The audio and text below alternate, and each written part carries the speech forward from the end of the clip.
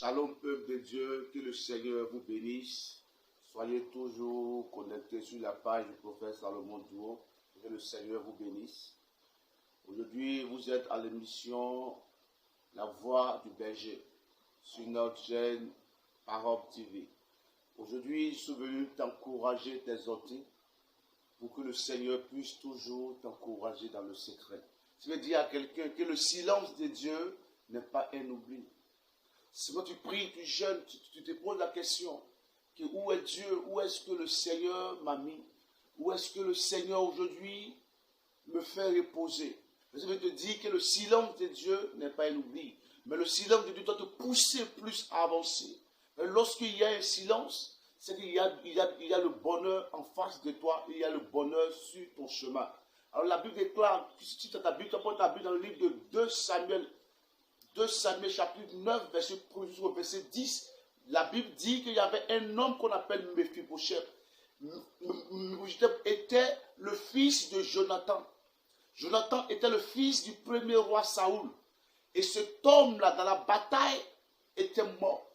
Et la Bible déclare qu'il avait un fils qui avait un pied perclus qu'on appelle Mephibosheth, qui vivait quelque part à l'autre départ chez Maki. Un lieu d'oubli, un lieu d'abandon, un lieu de souffrance. Je ne sais pas à l'instant quelle est l'épreuve que tu mènes, quelle est la vie que tu vis présentement. Mais je vais t'annoncer que le Seigneur, son silence n'est pas un oubli pour toi. Mais le silence de Dieu doit te pousser à avancer parce qu'il y a un but que le Seigneur réserve pour toi. La Bible déclare que pendant 450 années, Israël était tenu en captivité en Égypte. Mais ils n'ont pas baissé les bras. Le silence de Dieu veut dire que c'est le temps de chercher le Seigneur. Je ne sais pas quelle est l'épreuve dont tu vis, que ce soit dans ton foyer, dans ton ministère, dans ton travail, sur même l'état de ta santé. Mais le Seigneur a le mot d'ordre qui te dit. De la même manière que Dieu s'est révélé à David pour dire à David, David, reste-t-il encore quelqu'un dans la maison de ton ami Jonathan?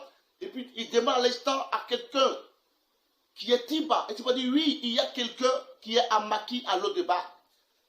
Tiba savait qu'il y avait quelqu'un dans la maison de Jonathan et de Saül. Mais pendant des années, cet enfant souffrait. Cet enfant perclus des pieds souffrait avec son enfant et sa femme quelque part. Je ne sais pas où est-ce que tu as investi et les choses n'ont pas marché. Où est-ce que tu t'es sauvé, les choses n'ont pas marché. Je vais t'annoncer que le silence de Dieu doit t'orienter à chercher plus la main puissante de Dieu. Le silence de Dieu doit changer ton monde autour de toi parce que Dieu travaille dans le secret. Le premier point de Dieu, c'est le silence. C'est un Dieu de secret. Lorsque Jésus voulait prier, la Bible dit qu'il s'est retiré dans le secret afin de chercher la face de Dieu. Je veux te dire en ce jour, tu penses que Dieu t'a délaissé, Dieu t'a abandonné. Dieu ne t'a pas abandonné, mais Dieu se met en silence parce qu'il voit en toi qu'il y a des potentialités que tu dois développer toi-même. Alors bien-aimé ce matin, le Seigneur te visite, le Seigneur te fait du bien, le Seigneur oriente ta marche, oriente ton ministère, oriente ton travail, oriente ton foyer, oriente tes enfants, peu importe l'enfant qui est le plus caduc, le plus difficile, Dieu vient pour changer l'état de sa vie. Toi qui attends ma voix, peu importe l'endroit où tu as mal, tu reçois la guérison divine au nom puissant de Jésus-Christ. Peu importe ce que tu vis présentement, dans cette pandémie, le Seigneur, il est souverain. Il ne peut pas t'abandonner, il ne peut pas t'oublier, car le silence de Dieu nous pousse à l'instant à chercher la face de Dieu. Longtemps que Dieu avait parlé à Abraham, mais Dieu est resté silence pour voir l'état du cœur d'Abraham. Mais la Bible déclare un temps arrivé où Dieu l'a béni. Je déclare en ce jour que le Saint d'Israël te bénisse, que la grâce de Dieu soit sur ta vie en ce jour. Ne sois pas déprimé, ne sois pas découragé, parce que les médecins ont essayé. Mais comme tu as essayé aussi même,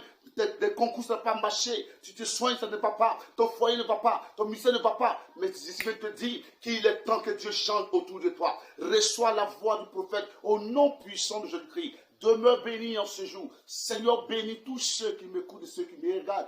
Bénis cette chaîne, bénis, mon Dieu, la vie de toute personne dans le nom puissant de Yeshua. Gloire et gloire te reviennent parce que tu resteras encore celui qui fait toutes les choses. Béni sois-tu au nom de Jésus-Christ. Restez bénis, vos serviteurs, le prophète.